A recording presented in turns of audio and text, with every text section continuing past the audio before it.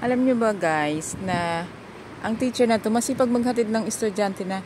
Yung building na kayan, bagong tayo yung eskwelahan dito. So, ayan, nahatid niya yan doon sa stop bus, dyan sa may bus station na yan. Tinago ko yung mukha nila kasi hindi pwedeng ipakita. Mga estudyante yan. Ayan, araw-araw ako naghihintay dito sa alaga ko. Araw-araw ko rin silang nakikita na hinahatid sila ng kanilang teacher. Teacher siguro nila kasi kasama nila, diba? Yan, pag nahatid niya na yan doon sa stop bus na yan. Bakit ba stop bus ako na stop bus? Yan sa bus station. Babalik na siya.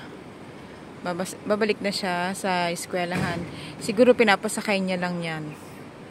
Diba, ang galing. Sana sa Pilipinas ganyan din, ano? Hindi ko naman kina-compare, pero sana lang kasi may mga estudyante na minsan may nababalitaan tayo na didisgrasya. Pero dito kasi nakikita ko siya, araw-araw hinahatid niya yung mga estudyante naman.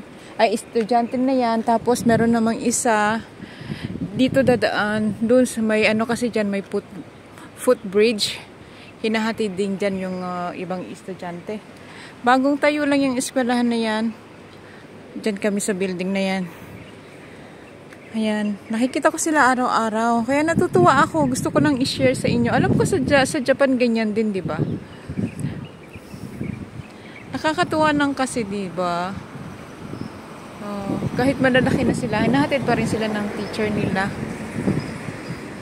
Ayun, nandun na sila.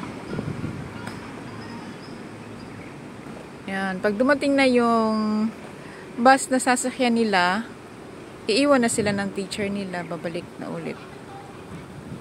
Ako naman, naghihintay ako dito ng alaga ko kasi hinihintay ko siya dito, dadating yung school bus niya.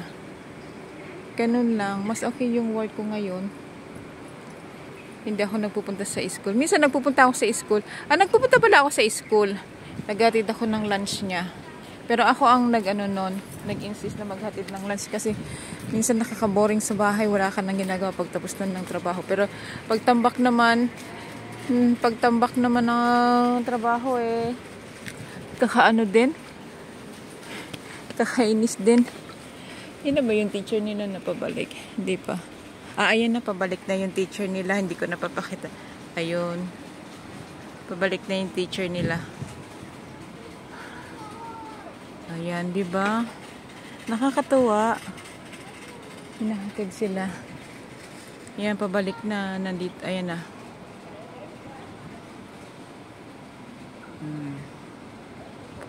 Nandun na kasi sa bus station. Ayan. Papunta na dun. Pero yung alaga ko wala pa. Wala pa yung bus niya. Ito lang ako naghihintay.